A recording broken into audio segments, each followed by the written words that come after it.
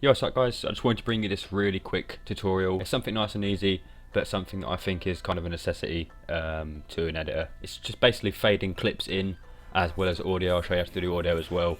It's just fade ins, fade outs kind of thing. So I'm just going to open a new composition. It doesn't really matter what it is for now. So I'll just put in this photo. It's just basically the thumbnail for one of my videos. So basically to fade in and out, you have to play with the opacity. The keyboard shortcut for that is T. So you press T to open up opacity. It starts off at 100, which is full. So 100 is at its full, its brightest, which is what it always imports as 100% opacity. And as you scrub through down to 0, it gets darker and darker. And at 0, it's completely black.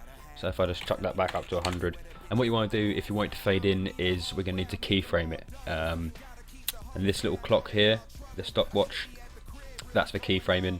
So if I click that, you get this little diamond shape here. That's a keyframe. At the moment it's keyframed at 100%. So if I just go across a little bit and set it to 50, it automatically gives us another keyframe because we've got our stopwatch keyframed and it's enabled. So whenever we change the value while this is clicked, it will automatically give us another keyframe. Let me just trim this layer down to just what we're working with. So basically what this is just our start and our end point, really, if you want to look at it like that. While we've got just the two keyframes, it's just a start point and an end point, gradually going from 100 to 41. And if I set it to 0, it goes from 100 all the way to 0, completely fading out. So that's a fade out. Fading in is exactly the same thing, but instead of starting at 100, we're going to be starting at 0, and then our end point will be 100. So instead of starting off light and going dark, it's going to start off dark and fade into light. So it's exactly the same thing. I hope that makes sense. I'm not the best at explaining keyframes, but that's basically what they are. Just manipulate something in between the keyframes. So if I put another one, say at 80%, put it about there, it would go from 0 all the way to 80 there. And if I put one, say 50 there, it would go all the way from 0 to 80 at this point, and then from 80 to 50 at this point, and then from 50 to 100 at this point. So if I quickly just preview that, I'll show you what it's doing in real time. It's basically just doing that.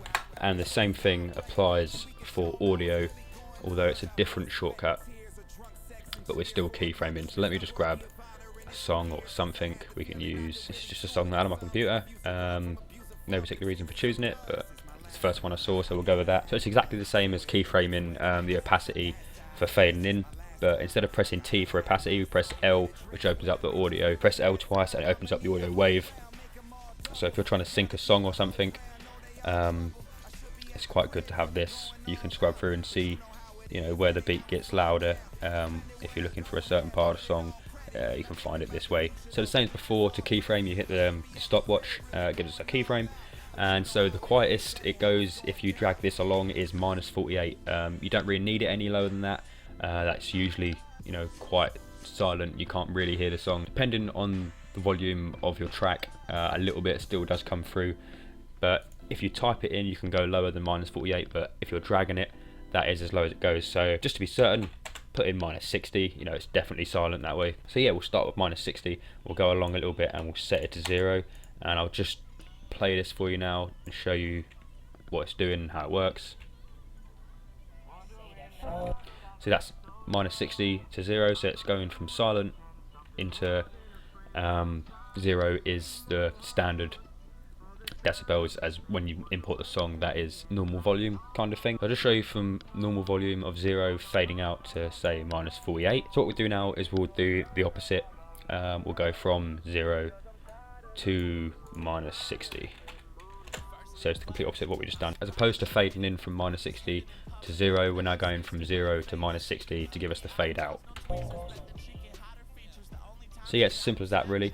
If I just chuck this in here, on our fade out, I'll just match it up from the audio fading out, and I'll make the opacity fade out at the same time to give you an example of the two fading out together. So we'll have a look at that now. And just for tutorial purposes, we'll do the same for fading in.